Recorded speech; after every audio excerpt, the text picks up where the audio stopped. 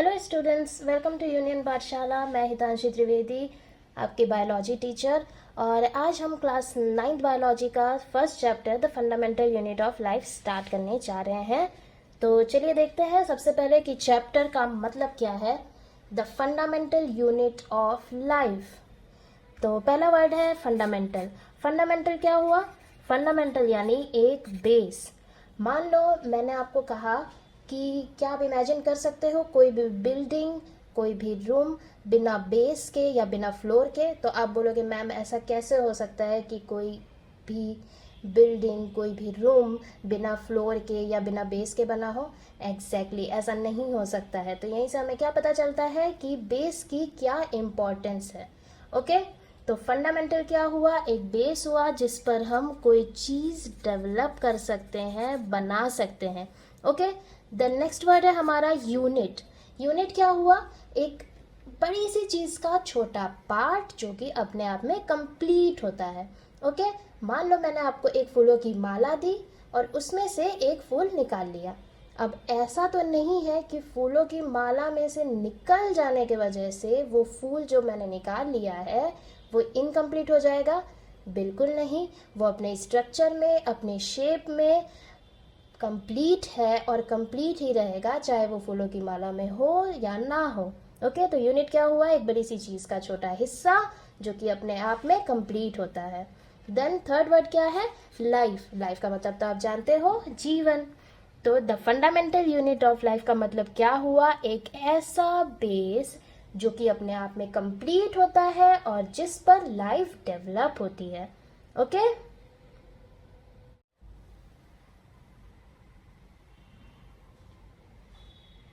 और उस बेस का नाम क्या है?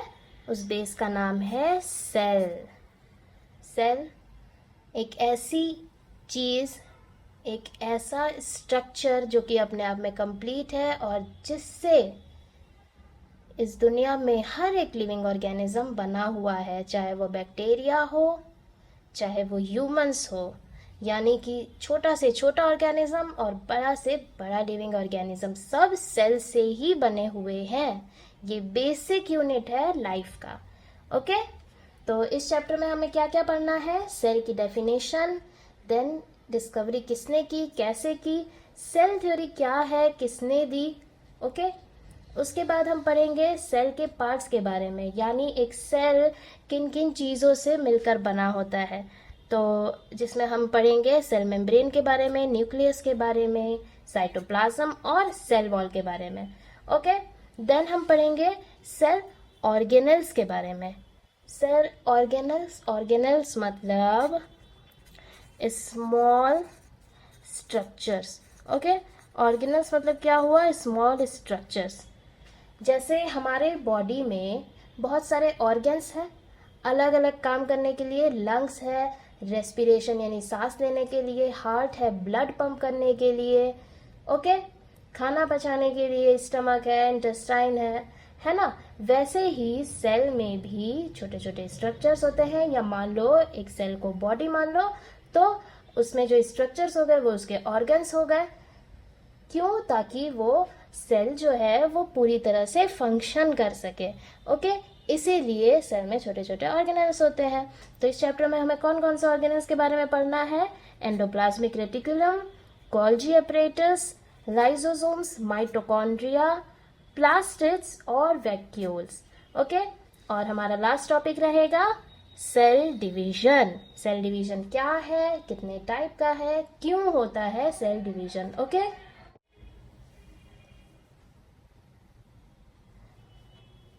तो आई होप यहाँ तक आपको समझ में आ चुका होगा। आप देख चुके हैं हमें इस चैप्टर में क्या क्या पढ़ना है। तो चलिए स्टार्ट करते हैं चैप्टर को। तो सबसे पहला टॉपिक क्या है हमारा? Cell, basic unit of life. Cell, cell word किसने दिया था? रॉबर्ट हुक ने दिया था। ये वर्ड हमें कहाँ से मिला था? सेल्यूला वर्ड, जो कि एक लैटिन वर्ड है जिसका मतलब क्या होता है? एक छोटा कमरा। ओके, यहाँ से हुआ सेल वर्ड डिराइव। देन हम पढ़ेंगे सेल की डेफिनेशन के बारे में। तो सेल की डेफिनेशन क्या है? The fundamental structural and functional unit of living organisms is called cell. Okay, fundamental क्यों? हमने जाना अभी कि सेल क्या है, बेसिक यूनिट ऑफ लाइफ है, एक बेस है जिस पर लाइफ क्रिएट होती है, इसीलिए ये फंडामेंटल यूनिट है। स्ट्रक्चरल यूनिट क्यों? क्योंकि एक सेल लिविंग ऑर्गेनिज्म को एक स्ट्रक्चर प्रोवाइड करता है, एक शेप प्रोवाइड करता है। जैसे मान लीजिए ये एक सेल है, ठीक है, ये हो गया उसका न्यूक्लियस, ये हो गया अदर ऑर्गेनल्स। अब ये एक लिविंग ऑर्गेनिज्म भी है, जैसे हो गया बैक्टीरिया। बैक्टीरिया क्या है? एक यूनिसेल्युलर ऑर्गेनिज्म। दो टाइप के ऑर्गेनिज्म होते हैं, यूनिसेल्युलर और मल्टीसेल्युलर। जो एक सेल से बने होते हैं वो यूनिसेल्युलर, जो बहुत सारे सेल से बने होते हैं वो मल्टीसेल्युलर। ओके, तो बैक्टीरिया क्या है? एक यूनिसेल्युलर ऑर्गेनिज्म, मतलब वो एक ही सेल से बना हुआ है। तो हमने कह दिया कि ये जो है एक सेल भी है, और क्योंकि इसने एक ऑर्गेनिज्म को एक स्ट्रक्चर प्रोवाइड किया है, इसलिए ये लिविंग ऑर्गेनिज्म भी है। इसीलिए ये हो गया स्ट्रक्चरल यूनिट ऑफ लाइफ। क्यों? सेल एक लिविंग ऑर्गेनिज्म को स्ट्रक्चर प्रोवाइड करता है, एक शेप प्रोवाइड करता है। Okay, then functional unit. Functional unit क्यों कहा गया? एक लिविंग ऑर्गेनिज्म को जिंदा रहने के लिए कुछ फंक्शंस करने पड़ते हैं, जैसे सांस लेना होता है, रिप्रोड्यूस करना होता है, उसके बाद एनर्जी प्रोड्यूस होती है, जो भी हम खाना खाते हैं वो खाना पचता है, उससे एनर्जी प्रोड्यूस होती है, वेस्ट प्रोडक्ट रिलीज होते हैं। तो ये सारे फंक्शंस एक सेल में होते हैं, है ना, एक सेल में होते हैं ये सारे फंक्शंस। उनके अलग अलग ऑर्गन्स जो होते हैं, ऑर्गेनल्स, ये काम करते हैं। तो ताकि एक सेल पूरी तरह से फंक्शन कर पाए, अच्छी तरह से फंक्शन कर पाए, ताकि एक लिविंग ऑर्गेनिज्म जो है वो अच्छे से लाइफ सस्टेन कर पाए, इसीलिए हम इसे कहेंगे फंक्शनल यूनिट। ओके, तो आप समझ गए डेफिनेशन का मतलब। The fundamental, structural and functional unit of life क्या है? सेल। देन अब सेल को बिल्डिंग ब्लॉक्स ऑफ लाइफ भी कहा जाता है। क्यों? क्योंकि इन्हीं पर तो हमारा जीवन आधारित है। सेल से मिलकर ही तो लिविंग ऑर्गेनिज्म बनता है, सेल पर ही तो लाइफ डेवलप होती है, इसलिए सेल को कहा जाता है बिल्डिंग ब्लॉक्स ऑफ लाइफ। जैसे एक ईंट, दो ईंट, ऐसे करके बहुत सारी ईंटें मिलके दीवार बनती है, इससे एक कमरा बनता है और फिर एक घर बनता है। वैसे ही जब बहुत सारे सेल्स मिलते हैं तो टिश्यू बनते हैं, ठीक है, बहुत सारे टिश्यूज मिलते हैं तो ऑर्गन बनता है, और जब बहुत सारे ऑर्गन्स बनते हैं तो फिर उन्हें हम कहेंगे ऑर्गन सिस्टम, और इसी से बनता है एक ऑर्गेनिज्म। ओके, तो सेल क्या हो गया? बिल्डिंग ब्लॉक्स ऑफ लाइफ हो गया। अब जब हम सेल के स्ट्रक्चर पर स्टडी करेंगे, वो फंक्शन कैसे करता है उसकी स्टडी करेंगे, तो ऐसे स्टडी को हम क्या कहेंगे? साइटोलॉजी। ठीक है, साइटो वर्ड यानी सेल, लॉजी का मतलब क्या हो गया? स्टडी। साइटोलॉजी यानी स्टडी ऑफ सेल, जिसमें हम सेल के स्ट्रक्चर के बारे में और फंक्शन के बारे में पढ़ते हैं। तो आई होप आपको यहाँ तक समझ में आ गया होगा।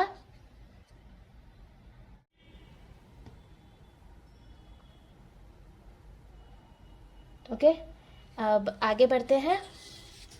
तो हमारा नेक्स्ट टॉपिक है डिस्कवरी ऑफ सेल। सेल की खोज किसने की और कैसे की?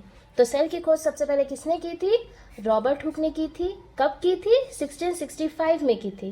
ओके, अब कैसे की थी? उन्होंने कॉर्क का एक थिन स्लाइस ली, पतली सी छाल ली कॉर्क की। कॉर्क क्या होता है? Outer bark of a tree. जब भी आप कोई पेड़ देखते हैं तो उसकी सबसे बाहरी वाली जो छाल आपको नजर आती है ना, उसे ही हम कॉर्क कहते हैं।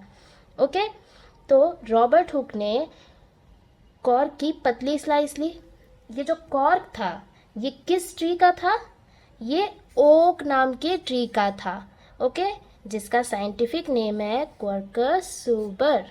ओके, उन्होंने कॉर्क लिया ओक ट्री का, अपने डिज़ाइन किए हुए माइक्रोस्कोप में उन्होंने ऑब्जर्व किया। ठीक है, तो उन्होंने क्या देखा? He noticed that the cork resembled the structure of honeycomb. कैसा स्ट्रक्चर था? honeycomb consisting of many little compartments. छोटे छोटे डिब्बे जैसा नज़र आ रहा था। जब भी आप मधुमक्खी के छत्ते को देखते हो तो कुछ आप पास से देखोगे तो कुछ ऐसे स्ट्रक्चर्स आपको नज़र आएंगे। तो उन्होंने जब उस कॉर्क को ऑब्जर्व किया माइक्रोस्कोप में तो उन्हें भी ऐसे ही छोटे छोटे कंपार्टमेंट्स, छोटे छोटे रूम जैसा नज़र आया, जो कि मधुमक्खी के छत्ते जैसा था। ओके, जैसे कि ये जो डायग्राम है ये रॉबर्ट हुक के द्वारा ही ऑब्जर्व की गई कॉर्क का है। ओके, आप देख सकते हैं कैसे ये छोटे छोटे डब्बों जैसा बना हुआ है ना, लिटिल रूम्स जैसा बना हुआ है। यहीं से तो उन्होंने नाम दिया था सेल का, जिसके बारे में उन्होंने अपनी बुक माइक्रोग्राफिया में बताया है। ये जो इमेज आपने देखी ये माइक्रोग्राफिया बुक में है। ओके, अब रॉबर्ट हुक ने जो सेल ऑब्जर्व किया था वो सेल कैसा था? वो सेल डेड सेल था। वो सेल लिविंग नहीं था, वो सेल डेड सेल था। और उन्होंने सेल वॉल देखी थी, क्योंकि प्लांट सेल्स में सेल वॉल पाई जाती है, एनिमल्स में नहीं पाई जाती है। तो यहीं से सेल वॉल की भी खोज हो गई। ओके, तो समझ में आया? सेल की डिस्कवरी किसने की? रॉबर्ट हुक ने की। कैसे की? ओक ट्री की एक पतली सी छाल ली, अपने डिज़ाइन किए हुए माइक्रोस्कोप में उसे ऑब्जर्व किया। कुछ मधुमक्खी के छत्ते जैसे छोटे छोटे कंपार्टमेंट्स, छोटे छोटे रूम जैसे दिखे, जहाँ से उन्होंने सेल की खोज की, सेल नाम दिया। और जो सेल उन्होंने खोजा था वो कैसा था? वो डेड था। ओके, अब आप लोग यहाँ तक समझ गए?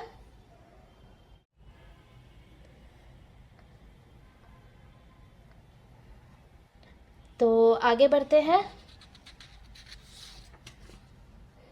नेक्स्ट है अदर डिस्कवरीज, और किसने किसने क्या क्या डिस्कवरी की। ओके, तो 1674 में ल्यूवेनहॉक आए। इनका पूरा नाम था एंटोन वन ल्यूवेनहॉक। 1674 में एंटोन वन ल्यूवेनहॉक आए और उन्होंने क्या ऑब्जर्व किया, क्या खोज की, देखते हैं।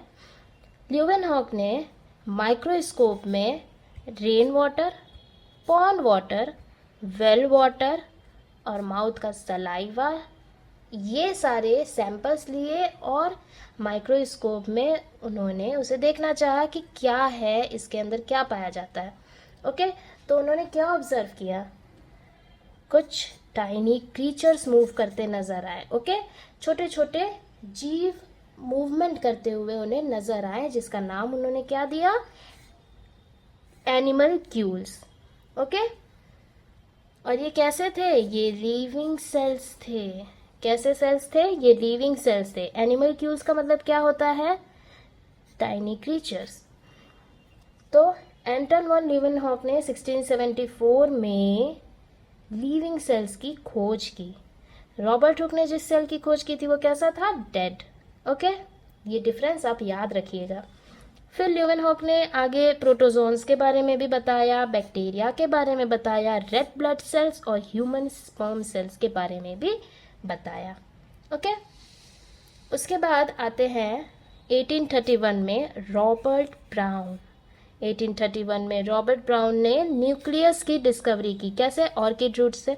ऑर्किड क्या है? ऑर्किड एक प्रकार का फ्लावर है जिसकी रूट्स को उन्होंने माइक्रोस्कोप में ऑब्जर्व किया। तो ये एक सेल है, ये कुछ ऑर्गेनेलीज और ये रहा बीच में न्यूक्लियस। उन्हें ये कुछ डॉट जैसा नज़र आया, ठीक है, जिसे उन्होंने न्यूक्लियस नाम दिया। तो ऐसे रॉबर्ट ब्राउन ने ऑर्किड रूट से न्यूक्लियस की खोज की। ठीक है, देन 1839 में आए जे.ई. पुरकिंजे। 1839 में आए जे.ई. पुरकिंजे और उन्होंने प्रोटोप्लाज्म के बारे में बताया। प्रोटोप्लाज्म क्या हुआ? ये है सेल का लिविंग पार्ट। प्रोटोप्लाज्म क्या है? Living part of cell. Okay, या हम कह सकते हैं साइटोप्लाज्म प्लस न्यूक्लियस। एक सेल में क्या पाया जाता है? सेल मेम्ब्रेन, और अंदर आ जाए तो साइटोप्लाज्म और न्यूक्लियस, और इन्हीं दोनों को मिलाकर अब बोला जाता है प्रोटोप्लाज्म। ओके, तो यहाँ तक आप लोग समझ गए। आई होप आपको वीडियो अच्छी लगी होगी। अब तक जो भी मैंने समझाया वो अच्छे से समझ में आया होगा। तो वीडियो पसंद आई हो तो लाइक करें, अपने फ्रेंड्स के साथ शेयर करें, और मेरे चैनल यूनियन पाठशाला को सब्सक्राइब करना ना भूलें। Thank you.